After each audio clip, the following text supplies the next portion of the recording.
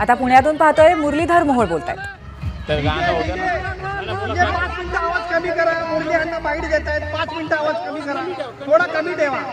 Okay बाईटला झालं का रे? अण्णा कसा उत्साह आहे, कसं बघताय सगळेजण एकत्र येऊन रंग खेळतात पुण्याला आज आपण जर पाहिलं तर जगाच्या नकाशावरती एक वेगानं विकसित होणारा शहर आपण पाहतोय, परंतु त्याचबरोबर या पुण्याची ही संस्कृती आहे, हे वैभव आहे की या पुण्यामध्ये अशा उत्सवांमधून एक सामाजिक भाव जपला जातो।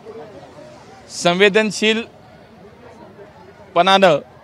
असे उत्सव साजरे केले जातात। याचं एक उदाहरण म्हणजे सातत्याने गेले 30 वर्ष माझे मित्र डॉक्टर मिलिंद भोई आणि त्यांच्या सर्व टीमच्या माध्यमातून विशेष मुलांसाठी, आता त्याच्यात अनेक प्रकारची मुलं येतात, आमची दिव्यांग असतील, अनेक वेगवेगळ्या प्रकारची मुलं असतील, अशा विशेष मुलांच्या सोबत ज्यांच्या आयुष्यामध्ये खऱ्या अर्थानं सण उत्सव हा नसतो, किंबहुना त्यांना साजरा करता येत नाही परिस्थितीमुळे, जी आज नशिबानं म्हणूया त्यांच्यावरती ही परिस्थिती असते की त्यांना असे सण उत्सव साजरे करता येतात। त्यांच्याबरोबर सातत्यानं 30 वर्ष हा आपला एक पवित्र सण साजरा केला जातो आणि मी दरवर्षी न चुकता या उत्सवामध्ये सहभागी होतो। म्हणून हे आमच्या शहराचं एक वैशिष्ट्य आहे की याच्यामध्ये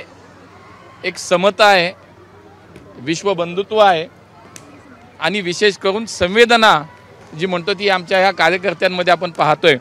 आणि त्यामुळे सर्वांना मनापासून मी आजच्या उत्सवाच्या शुभेच्छाही देतो आणि विशेष करून आमच्या डॉक्टर भोईंच्या आणि मिलिंद भोईंच्या आणि त्यांच्या सगळ्या टीमचं कौतुक केलं पाहिजे की आपण आपल्या कुटुंबासमवेत सण साजरे करतो, आपल्या आप्तेष्टांसोबत उत्सव साजरे करतो। एबीपी माझा, उघडा डोळे बघा नीट।